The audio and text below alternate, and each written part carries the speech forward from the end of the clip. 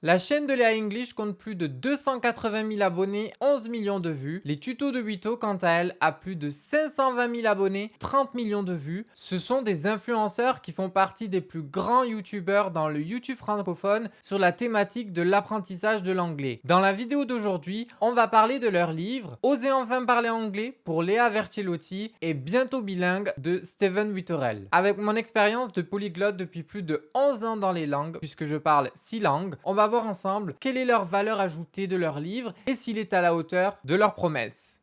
Prêt? Ready? C'est parti! Bientôt bilingue de Steven Witterel, disponible au prix de 14,95 €, se compose de 6 chapitres et aborde des thématiques assez variées sur l'apprentissage de l'anglais, la langue anglaise, la prononciation, la grammaire et aussi les neurosciences. Ça nous fait un point commun à tous les deux. Tout au long de notre lecture, on y retrouve des QR codes interactifs avec des liens pour télécharger directement des PDF et des audios, des exercices dans la partie grammaire avec également les corrigés, des illustrations, des tableaux et des schémas. Il y a beaucoup, voire énormément de méthodes de langue sur le marché. Steven ne cherche pas à en proposer une énième avec son livre, mais à nous partager des stratégies et des techniques pour apprendre l'anglais efficacement, comme il nous l'indique dès le départ. On va donc juger le livre et les attentes que j'en avais sur ce prisme-là. C'est toujours bien d'en savoir un peu sur le parcours d'un auteur au début d'un livre. Ça nous permet à nous, lecteurs, de le connaître un peu plus personnellement au premier abord. Et c'est ce que fait ici Wito dans les premières pages, puisqu'il nous laisse entrer dans une partie de son intimité en nous racontant sa découverte avec l'anglais, comment il s'est intéressé à la langue et ses différentes expériences. Ça nous donne l'impression de partager en quelque sorte un moment privilégié et on peut plus se connecter rapidement avec avant même de parler du sujet du livre qui est l'anglais. Mais aussi, de façon inconsciente, on aura tendance à donner plus de crédit, plus d'attention à son discours qu'à une personne qu'on ne connaît pas un minimum et qui commence direct en déroulant son discours. Ça le légitime en quelque sorte dans notre inconscient. Dans sa façon d'écrire, Steven est vraiment motivant et surtout captivant. Il a une certaine facilité à s'adresser à nous. Il sait vraiment comment amener son savoir et ses connaissances sans que ce soit trop. Le fait qu'il commence son livre en parlant du cerveau et de la mémorisation, il capte direct notre attention en parlant de quelque chose qui est trop peu abordé dans la thématique de l'anglais, mais qui est pourtant vital, apprendre à apprendre. C'est-à-dire savoir comment fonctionne notre cerveau avant même d'apprendre quelque chose. Et c'est d'ailleurs ce qui fait l'identité de ma marque Smart English. Mais aussi, il a un réel don pour toujours inclure le lecteur dans son livre et ça donne encore plus envie de le lire. On a l'impression d'être accompagné. On sent qu'il ne cherche pas à nous dire ce qu'il a à nous dire, mais également à nous inclure dans la lecture et à nous guider pas à pas. Le son L, un des sons dont on parle le moins et qu'on enseigne trop peu souvent dans les écoles, est la prononciation de la lettre L. On a tendance à penser que la consonne L se prononce toujours de la même façon, mais en réalité, il y a deux manières bien distinctes de le faire en anglais. Et c'est vraiment appréciable. C'est quelque chose que pas tous les livres n'arrivent à faire pour le coup. D'ailleurs, ce qui est vraiment marrant, c'est qu'à plusieurs passages, il m'a donné ce que j'attendais de lui. Quand il parle d'un point en prononciation, dans ma tête, je me dis, il faut un audio pour comprendre. Et là, pouf! QR code avec l'audio. Et ça m'est arrivé plusieurs fois pendant ma lecture. Et ça montre qu'il connaît les attentes du lecteur. Bon, en tout cas, les miennes. Le livre est bien documenté, pas à outrance, avec quelques chiffres qui nous permettent d'en savoir un peu plus sur l'anglais, comme par exemple combien de mots un locuteur natif connaît. Les transitions d'un chapitre à un autre sont logiques et fluides. On sait pourquoi on passe de comment améliorer son accent à comment améliorer sa compréhension orale. Parlant de transition, si tu aimes la vidéo, n'oublie pas de mettre un petit like et de t'abonner également, c'est très important, surtout pour un petit créateur comme moi. Mais que serait un livre qui propose des stratégies pour apprendre l'anglais efficacement sans des tips, des astuces concrètes? Faire des flashcards, des cartes mentales ou encore plier un papier et à chaque pli mettre un mot, c'est autant d'astuces simples que Steven propose et que tu connais certainement déjà. Qu'elles y soient dans son livre, c'est bien, mais c'est vrai que je m'attendais à des choses un peu plus nouvelles qui sortent de ce qu'on peut retrouver un peu partout. Il partage également des ressources comme des sites internet, des émissions, des podcasts ou autres en fin de livre. Je t'en partage également dans le lien que je te mets en barre d'infos si jamais ça t'intéresse. Ce sont des ressources qui vont beaucoup t'aider à faire progresser ton anglais. Un gros point faible du livre, et pour un livre sur l'apprentissage de l'anglais, c'est quand même moyen, c'est le fait que les mots en anglais n'ont pas de traduction. Pour un public débutant comme intermédiaire, ça ne passe clairement pas parce que ces niveaux-là ont besoin de comprendre la signification des mots. Et c'est là où malheureusement Steven risque de perdre son lecteur sur un point qui est quand même crucial. En plus, certaines pages contiennent beaucoup, voire beaucoup de mots en anglais. Dommage. Une fois arrivé vers la fin, au chapitre sur la grammaire, mon attention a de plus en plus baissé. Cette partie, elle est assez basique, un peu ennuyeuse et trop technique. C'est des explications qu'on peut retrouver dans n'importe quel livre d'anglais et quelquefois elles sont données dans un langage un peu trop grammatical. Par exemple, quand il parle du subjonctif, prétérit temporel, prétérit modal, rupture modale. Même moi qui connais la langue, je comprends rien à ces explications, je te rassure. Pourtant, les exemples que prend Steven pour illustrer ses propos tout au long du livre sont précis et parlants, mais je trouve qu'il perd ce côté un peu pédagogique quand il part de la grammaire et ça alourdit un peu la lecture. Après, c'est pas autant que dans le livre de mode dont j'avais parlé dans ma première vidéo Je juge le livre des influenceurs que je te mets dans le petit i ici, si jamais tu veux aller la voir, mais quand même. Un autre exemple, quand il explique les colocations, un groupe de mots qui se marient de manière tout à fait naturelle et en toute complémentarité. C'est pas parlant, non ? Si moi je dois t'expliquer rapidement et simplement qu'est-ce que c'est les colocations, c'est simple, c'est deux mots qui fonctionnent bien ensemble et sont souvent utilisés dans la langue. Par exemple, en français avec le mot décision, on peut dire prendre une décision, regretter une décision, attendre une décision, mais pas faire une décision. C'est pas français. Eh bien, c'est pareil pour l'anglais. Avec break, dans le sens de prendre une pause, on peut dire take a break, have a break, mais pas make a break. C'est pas anglais. Et les colocations, ça marche autant avec les adjectifs que les verbes, que les noms.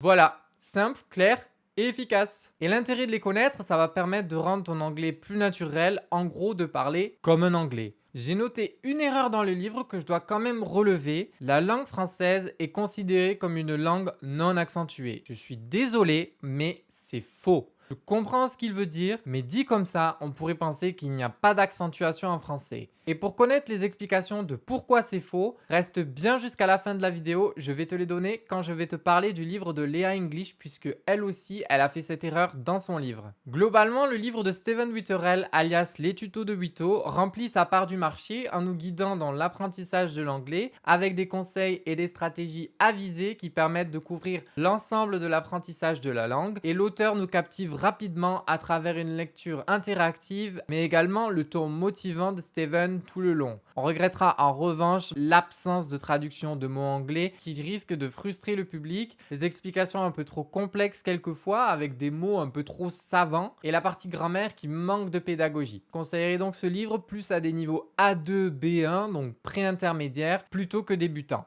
On passe maintenant au livre de Léa English.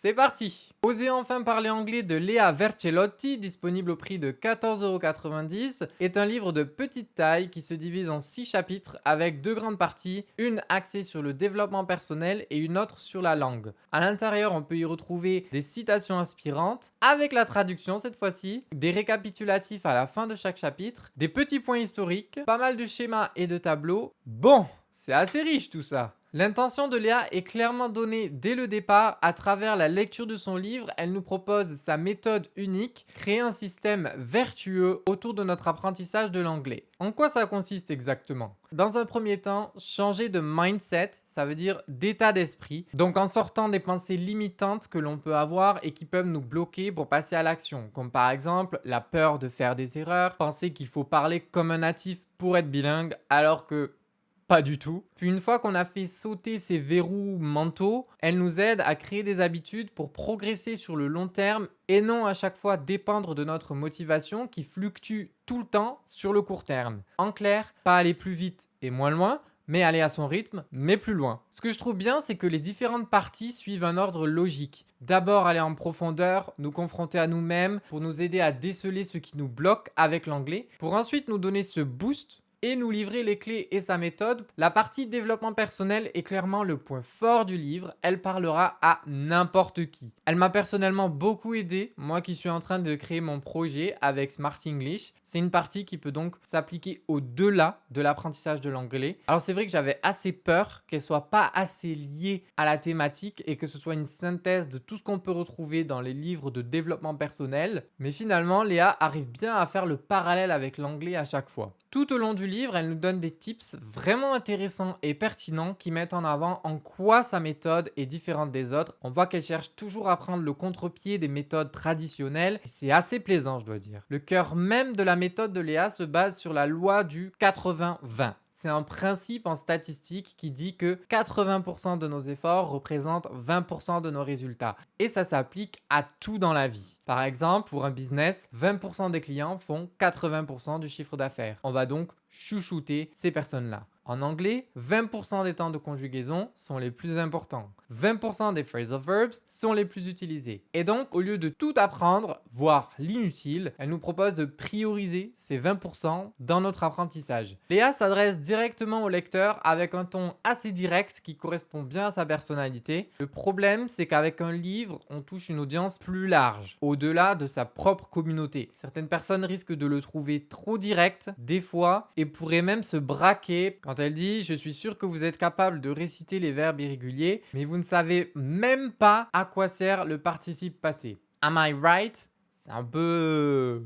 Le livre est bien écrit, mais la lecture est dense. Il y a beaucoup d'informations. Des fois, on a l'impression qu'elle cherche à nous dire tout ce qu'elle doit nous dire sans vraiment nous laisser de pause ou de temps mort et ça peut un peu faire mal à la tête. À certains moments, il y a un peu trop de références à des chiffres. On a l'impression qu'elle cherche à tout prix à nous convaincre et ça peut donner un côté un peu lourd et redondant. Il manque un peu ce petit peps, cette touche de fun pour souffler, finalement un peu comme dans un cours, mais heureusement que ce n'est pas pendant tout le livre. La partie langue, en revanche, est fragilisée. Elle comporte des erreurs qui m'ont fait grincer des dents, voire refroidi, et un manque de vérification, et qui pour moi ne peuvent pas être publiées dans un livre. D'ailleurs, Stephen Witterell, dans son livre Bientôt bilingue, dont j'ai parlé avant, fait également cette erreur dans son livre, dire qu'il n'y a pas d'accent tonique en français. Si la langue française n'est pas accentuée, alors pourquoi, parmi ces trois prononciations du mot hôpital, hôpital,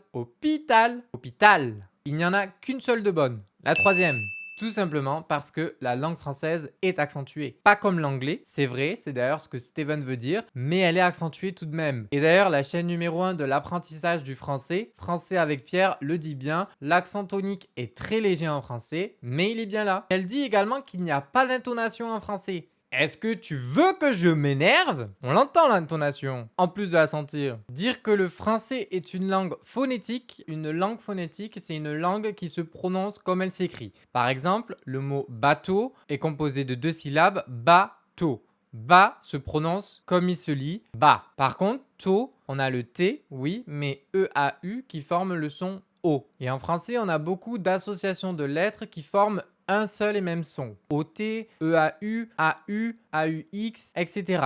Donc le français est de très loin une langue phonétique. Une des langues les plus phonétiques, c'est l'espagnol. Escribir una carta. Escribir una carta. Chaque syllabe se prononce comme elle se lit. Et c'est pour ça que du coup le français est difficile au niveau de la prononciation. Une autre faiblesse du livre et qui fait également partie de la méthode de Léa selon moi, c'est qu'il est un peu trop axé sur apprendre l'anglais par rapport au français. Alors, le problème c'est qu'à un niveau intermédiaire, ça ne va pas t'aider à passer le cap de l'apprentissage de la langue en autonomie, c'est-à-dire sans passer à chaque fois par le français pour arriver à l'anglais. Donc oui pour les débutants, mais non pour les intermédiaires. Dans l'ensemble, c'est un bon livre qui sort des sentiers battus avec une approche originale, propre à Léa English, qui ne conviendra pas à tout le monde. Il reste assez fidèle à la méthode de Léa qui se base sur du développement personnel, des astuces et des concepts scientifiques avec des thématiques peu, voire pas abordées dans l'apprentissage de l'anglais, comme la motivation ou encore les habitudes,